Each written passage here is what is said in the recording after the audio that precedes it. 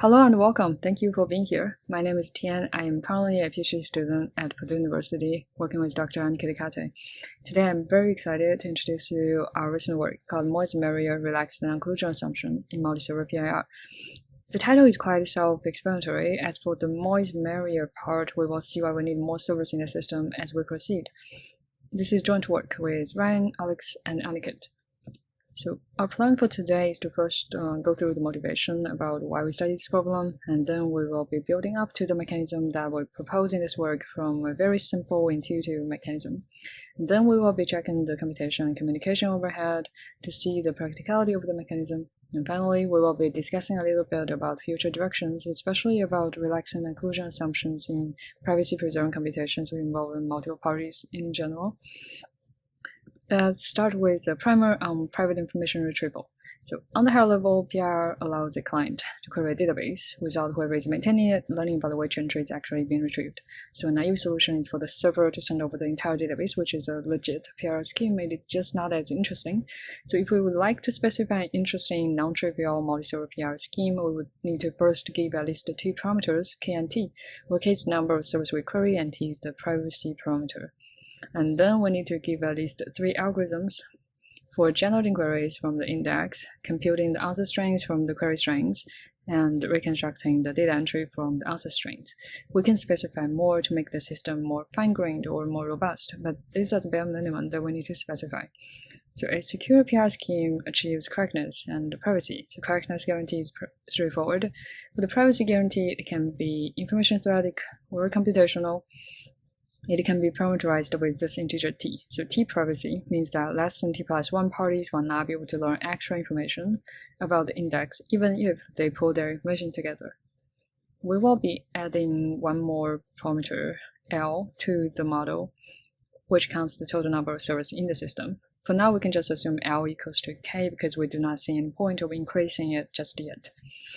But if we do increase it later, then we will be asking the client to pick K servers uniformly at random in each query. Okay, so we focus on multi-server PIR schemes because of their efficiency. Specifically, for multi-server one private PIR, they can achieve near optimal efficiency. So when we talk about efficiency in PIR context, we primarily refer to communication and computation complexities. In terms of communication complexity, multi-server solutions can achieve better communication complexity in both information theoretic and computational PIR regimes, especially for information theoretic PIR, where the single server solution has to send over the entire database. But in terms of computation complexity, single server computational PIR can now achieve polylog computation complexity, which is asymptotically better than what multi-servers can do now. However, if we talk about concrete computation efficiency, multi-server solutions can still do much better. Why? Because they do not need expensive public key operations. So what we're observing here is that multi-server solutions, especially one private PIR solutions, are very efficient. However, this efficiency comes with this non-collusion assumption. Specifically, for one private PIR, we assume there's no pairwise collusion, since two parties will be able to learn extra information. But as we can observe nowadays, there exists a wide variety of communication channels that the servers can choose to collude over without being detected. So this assumption seems to be too strong, but instead of just dismissing the whole family of efficient PIR constructions, what we try to do is to ask a more constructive question. Can we relax this assumption? And this is indeed what we do in this work.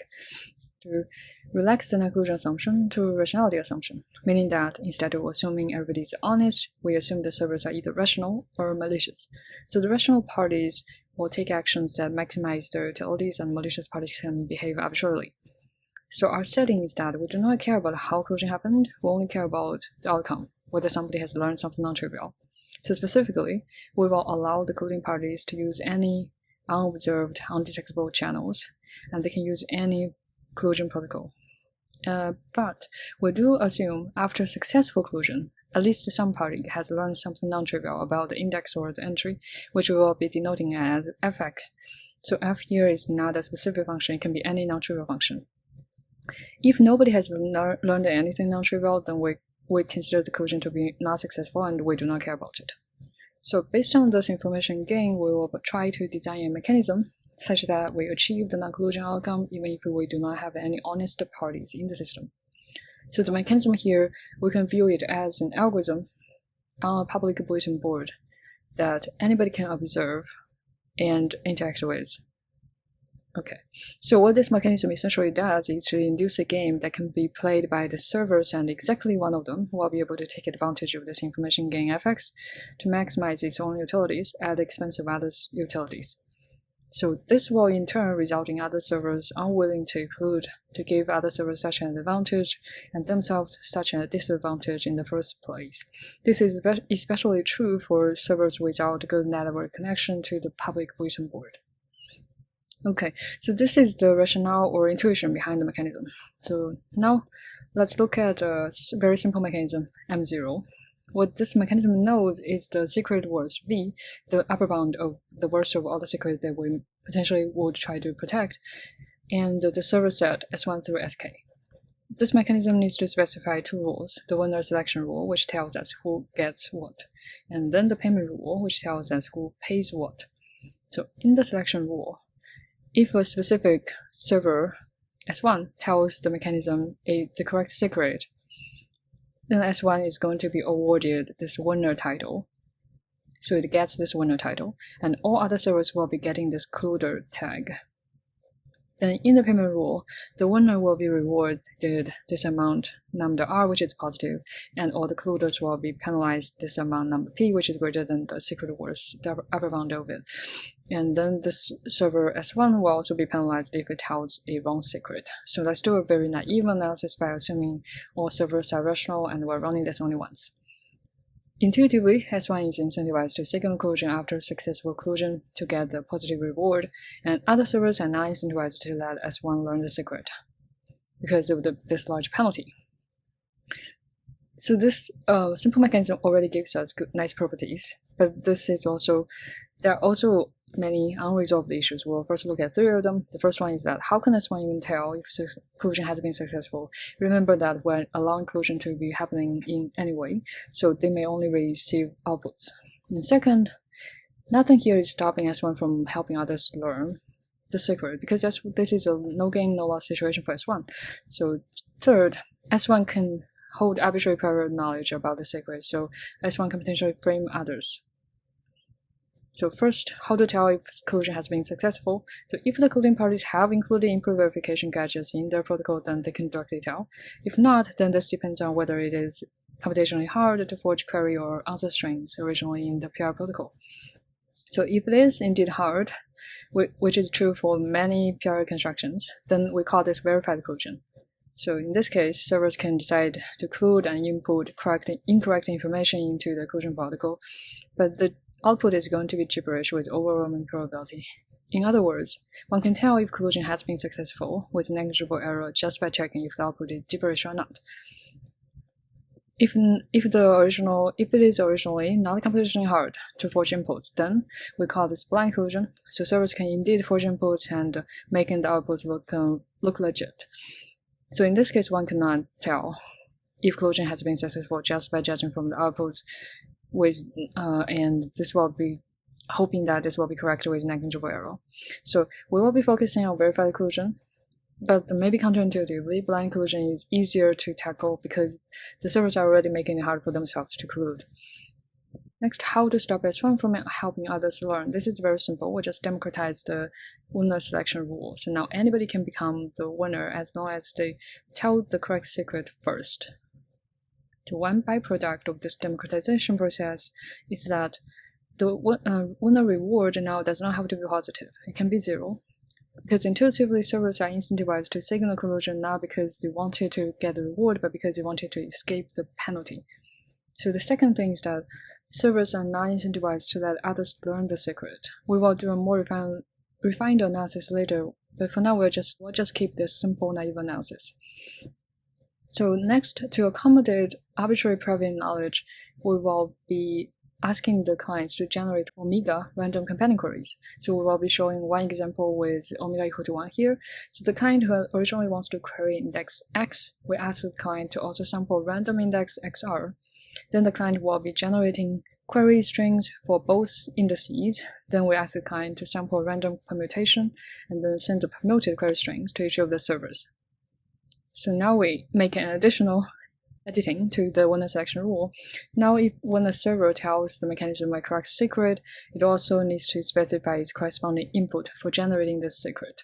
This helps us distinguish between learning the secret through actual collusion and through prior knowledge. Okay, so this mechanism now looks much nicer, but still has some unresolved issues. The first one is that how does the mechanism verify the report of the secret? Because it cannot just store all possible non-trivial knowledge about each secret index. And second, what if the client participates in collusion to frame some servers? The client has all the information. This updated winner selection rule is not going to stop them. And finally, what are the exact payment amounts so that we achieve the collusion outcome? Can we make this more rigorous, and will the amounts even be practical? So first, to verify the correctness of the reports, we need to add some extra routines to the PIR protocol. So after the client generates the query strings for the original index and the random companion indices, we ask the client to commit to those query strings and send the permuted commitments to the mechanism on the bulletin board.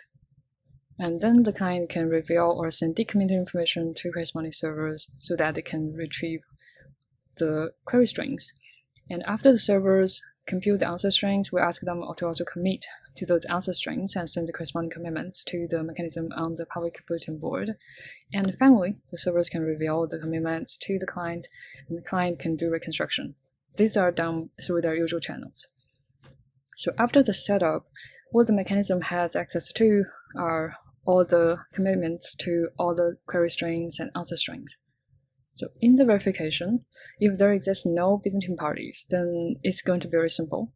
After receiving the report, the mechanism is going to count down a proof collection time window, delta, during which the servers can send decommitted information of their corresponding commitments so that the mechanism eventually can do computations on plain text to verify the correctness of the submitted reports.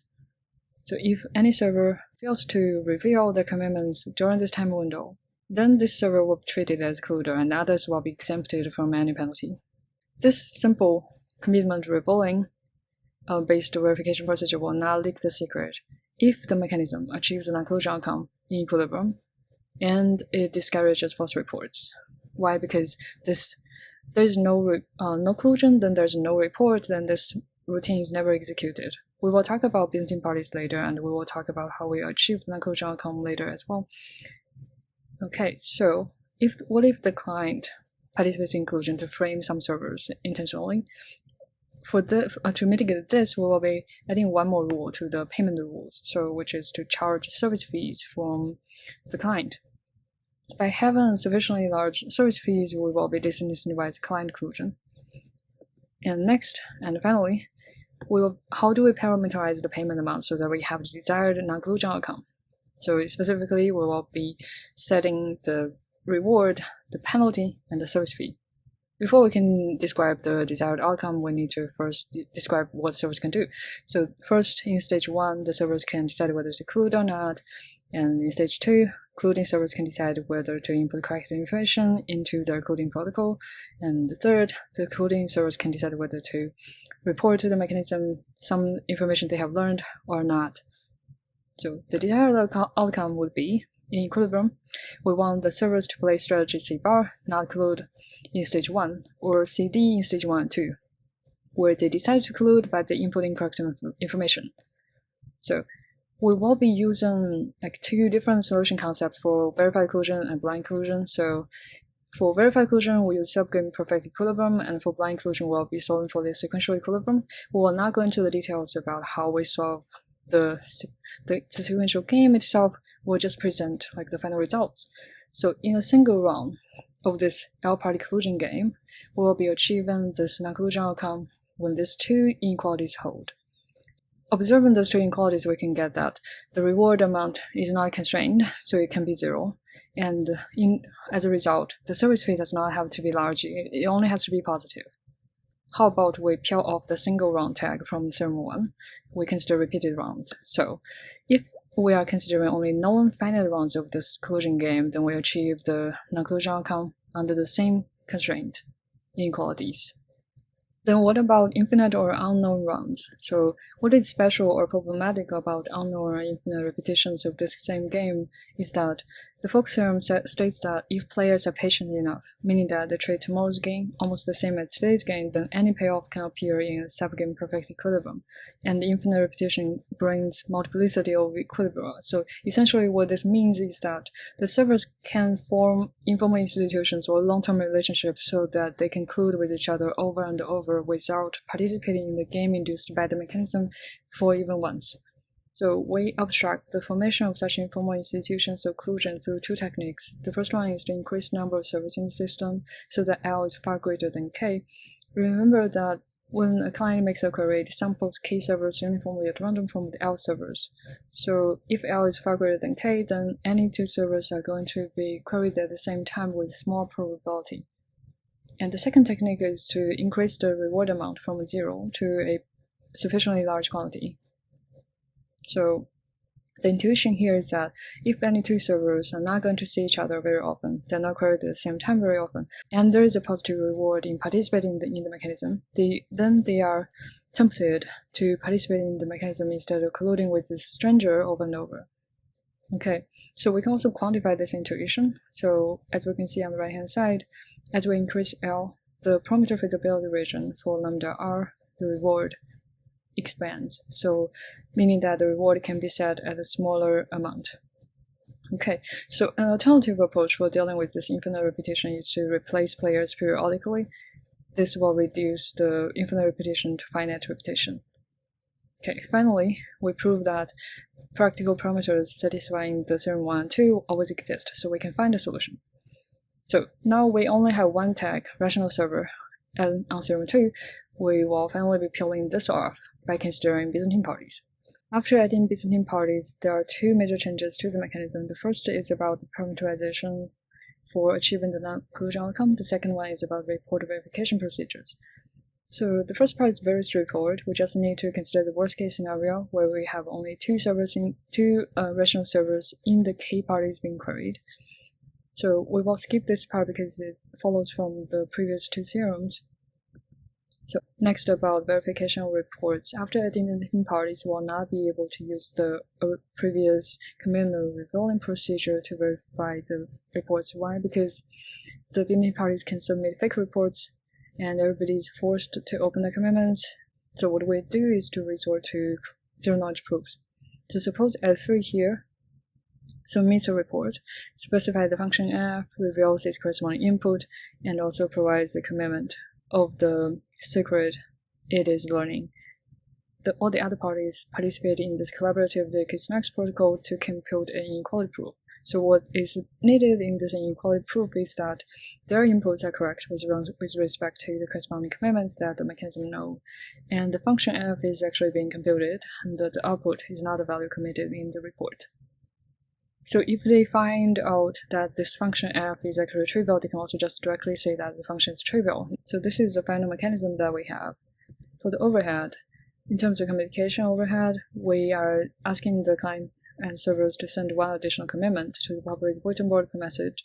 And also for the computation overhead, the servers need to compute answer strings for an omega random companion queries. So we implemented this mechanism as a smart contract on Ethereum, and we consider this cost to be reasonable. On the left-hand side, we have normal service functions that is run during normal executions.